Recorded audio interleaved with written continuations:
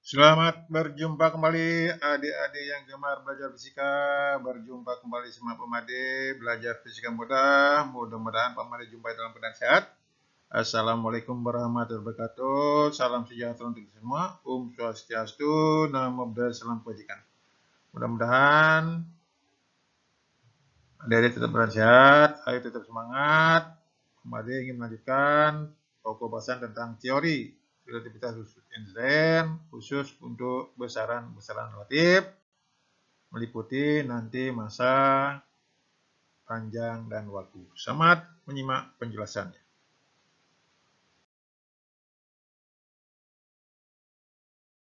Baik, adik-adik lanjutkan materi kita yaitu dilasi waktu, di mana pada transformasi Galileo selang waktu yang diukur oleh pengamat di suatu peristiwa terjadi dengan pengetahuan di luar peristiwa terjadi besarnya sama. Sedangkan menurut relativitas khusus Einstein haruskan memandang perbedaan selang waktu antara dua kerangka acuan untuk peristiwa yang bergerak mendekati jalur cahaya. Nah, persamaannya ditulis yaitu delta T sama dengan delta T0 per akar 1 min pi kuadrat per c kuadrat. Di mana delta T0 itu adalah selang waktu yang diukur oleh pengamat di acuan Einstein atau tempat peristiwa terjadi. Delta T selang waktu yang diukur oleh pengamat di acuan S atau pengamat di luar peristiwa terjadi. P itu adalah kecepatan kerangka acuan S. Mari kita lihat contoh soal berikutnya. Selamat menyimak. Mari kita lihat contoh soal berikut untuk meningkatkan pemahaman tentang dilasi waktu. Pesawat Superjet bergerak dengan kecepatan 0,6 J. Menurut pilot, cerobong asap pesawat menyemburkan api selama 20 menit. Berapa lama semburan api tersebut menurut seorang pengamat di bumi? Diketahui P sama 0,6 C. Ingat, menurut pilot, tempat peristiwa terjadi itu berada delta T0, 20 menit. Ditanya delta T-nya berapa?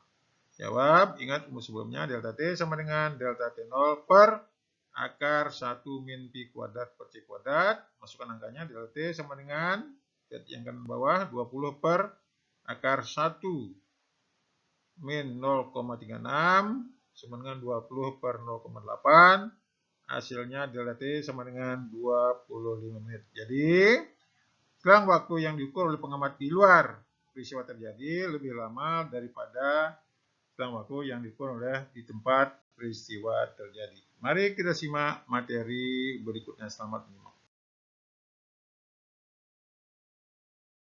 Mari adik-adik kita lanjutkan materi kita yaitu kontraksi panjang.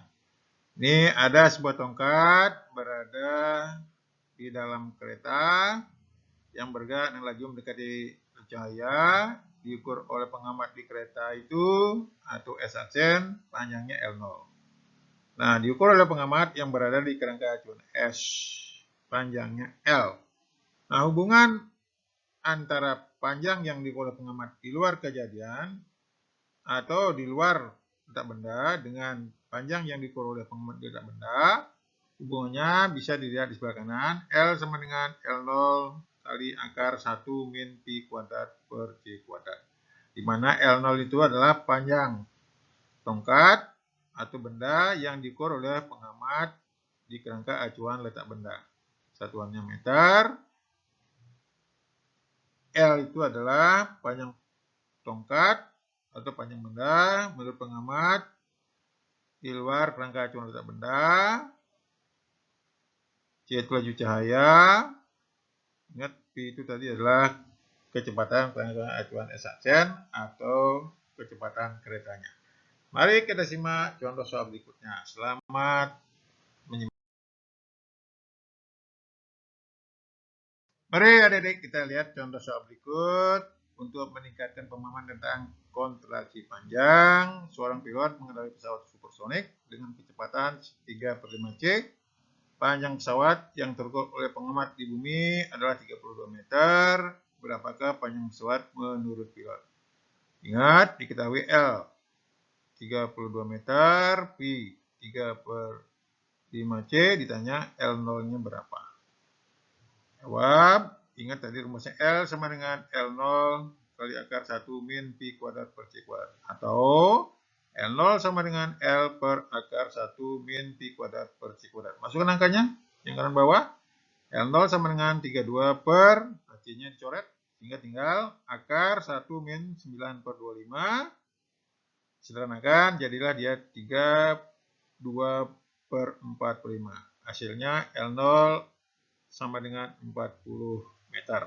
Jadi panjang pesawat menurut pilot yaitu 40 meter. Jadi panjang benda menurut pengamat di acuan letak benda lebih panjang daripada pengamat di luar acuan letak benda.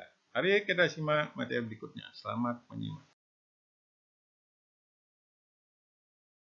Mari adik-adik dilanjutkan, yaitu massa relativistik. Massa juga termasuk besaran relatif. Massa suatu benda yang diamati oleh pengamat atau kerangka acuan diam disebut massa jati atau massa diam, dinotasikan dengan M0. Sedangkan massa benda sama yang diamati oleh pengamat atau kerangka acuan yang sedang bergerak terhadap benda dengan kelajuan V disebut massa relativistik, notasinya M. Hubungan antara M0 dan M untuk benda yang berat mendekati cahaya, lihat rumusnya sebelah kanan. M sama dengan M0 per akar 1 min pi kuadrat per C kuadrat. Di mana M0 itu adalah massa diam, satuannya kilogram, M itu adalah massa relativistik, satunya kilogram, P itu adalah kecepatan benda, C itu adalah laju cahaya. Mari kita simak contoh soal berikutnya. Selamat menyimak. Mari adik lanjutkan melihat contoh soal berikut untuk meningkatkan pemahaman tentang massa relativistik. Sebuah benda memiliki massa diam 2 kg. Apabila benda bergerak dengan kecepatan 4/5 laju cahaya, berapa besar massa bergerak benda tersebut menurut teori relativitas khusus Einstein. Diketahui M0-nya 2 kg. V-nya 4/5 C, ditanya M-nya berapa. Jawab, ingat rumus sebelumnya yang kanan, M sama dengan M0 per akar 1 min pi kuadrat per C kuadrat. Masukkan angkanya. Baris kedua dari bawah, M sama dengan 2 per akar 1 min, nah C-nya sudah dicoret. Sehingga tinggal 1 min 16 per 25. Sederhanakan, jadilah 2 per 3/5. Hasilnya adalah 3/3 kg. Jadi, massa relativistik lebih besar daripada massa diamnya. Mari kita simak contoh soal berikutnya. Selamat menyimak. Mari adik-adik kita lihat contoh soal yang lain. Sebuah benda dengan massa diam M0 A kg. Berapa kecepatan benda agar massa bergeraknya bertambah 25%? Diketahui M0-nya A kg, berarti bertambah 25%, itu baris seperempat. Jadi M-nya adalah A plus seperempat A sama dengan 1,25A. Ditanya pi-nya berapa? Jawab, ingat rumus biasanya. M sama dengan M0 per akar 1 min pi kuadrat per C kuadrat. Masukkan. 1,25A sama dengan A per akar 1 min pi kuadrat per C kuadrat. Coret A-nya. Dikuadratkan. Jadi 1,5625 sama dengan 1 per 1 min pi kuadrat per C kuadrat. Sederhanakan, kalikan silang. 1,5625 kali C kuadrat min P kuadrat sama dengan C kuadrat. Kumpulkan C sama C-nya. Tinggallah bahwa 0,5625 C kuadrat sama dengan 1,5625 Pi kuadrat. Kali akarnya. Jadi 0,36 C kuadrat sama dengan Pi kuadrat.